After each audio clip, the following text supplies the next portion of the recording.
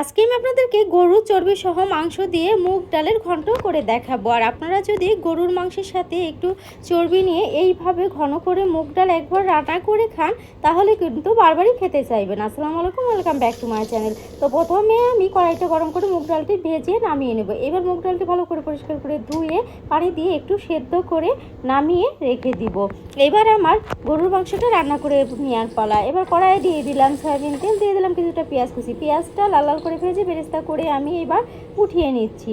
এইবার আমি কড়াইয়ে কিছুটা তেল আছে, আরও কিছুটা তেল আমি দিয়ে দিলাম। এবার আমি দিয়ে দিব এলাচ ও দারচিনি, ও দিয়ে দিব 3টা তেজপাতা, দিয়ে একটু নেড়ে চেড়ে নিয়ে তারপরে এখানে আমি সব মশলাগুলো দিয়ে দেবো। 1 চামচ পেঁয়াজ বাটা, দিব 1 চামচ রসুন বাটা, আর দিয়ে দিব আমি এখানে স্বাদ মতো আদা বাটা। আদা বাটা দিব 2 চা চামচ, আর দিব স্বাদ মতো একটু জিরা, আর 2 চা চামচ পরিমাণ শুকনো মরিচ বাটা। এই মশলাগুলো আমি শিলপাটায় বেটে নিয়েছি, চাইলে আপনারা ব্লেন্ডারেও বেটে নিতে পারেন।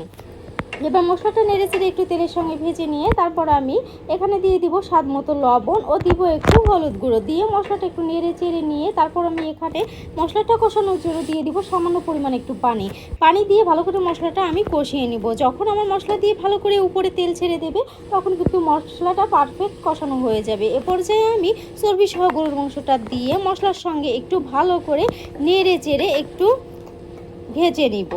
তো দেখতেই পাচ্ছেন, এইবার আমি ঢাকনা দিয়ে ঢেকে আরও কিছুক্ষণ আমি ভালো করে জাল করে নিব, যাতে করে আমার মশলা ও লবণ হলুদ সব কিছু গরুর মাংসের ভিতরে ভালো করে ঢুকে যাবে। ঢাকনা উঠিয়ে আমি একটু নেড়ে চেড়ে নিয়ে এইবার এখানে দিয়ে দিব কুচি করে রাখা ছোট আলু।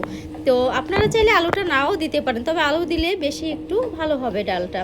তো এইবার আমি একটু নেড়ে চেড়ে ভালো করে কষিয়ে নিয়ে ঢাকনা দিয়ে আরও একটু ঢেকে দিব। এবার ঢাকনা উঠিয়ে তারপর নেড়ে চেড়ে নিয়ে এখানে আমি দিয়ে দিব আরও কিছুটা পানি, আর এই পানিটা আমি দিব মাংসটা ভালো করে কষানোর জন্য। তো দেখতেই পাচ্ছেন আমি কতটুকু পরিমাণ পানি দিয়ে নিয়েছি। আর এ পর্যায়ে আমি কিন্তু নেড়ে চেড়ে ঢাকনা দিয়ে আবারও কিন্তু আমি ঢেকে দিব, যেহেতু গরুর মাংসটা আমি গ্যাসের চুলায় রান্না করতেছি, আমি কখনো প্রেসার কুকার ব্যবহার করিনি।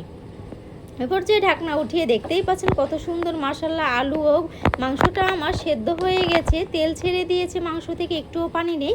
এইবার আমি এখানে দিয়ে দেব আগে থেকে সেদ্ধ করে রাখা মুগ ডালগুলো দিয়ে ভালো করে নেড়ে চেড়ে গরুর মাংসের সঙ্গে আমি একটু জাল করে নিব। এবার আমি দিয়ে দিব কুচি করে রাখা রিং আকারের পেঁয়াজটা দিয়ে একটু নেড়ে চেড়ে আরও কিছুক্ষণ আমি জাল করে নিব। তো দেখতেই পাচ্ছেন যখন আমার এই ডালটা ভালো করে মাংসের সঙ্গে এইভাবে একটু মিশে যাবে, তো এইভাবে বাবুল উঠবে, তখন কিন্তু আমি এখানে ঝোলের জন্য পরিমাণ মতো পানি দিয়ে দিব।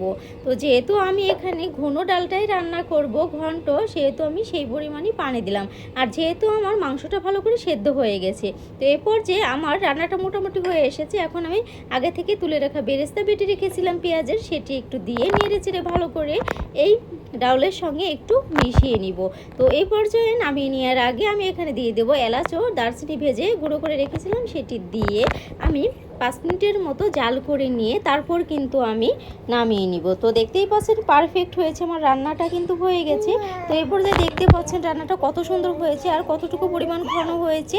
চাইলে কিন্তু আপনারা এইটা খুব সহজেই বাসায় রান্না করে ফেলতে পারেন। তো আমার রেসিপিটা ভালো লাগলে অবশ্যই আমার চ্যানেলটাকে সাবস্ক্রাইব করে পাশে থাকবেন। ভালো থাকবেন, সুস্থ থাকবেন, আল্লাহ হাফেজ।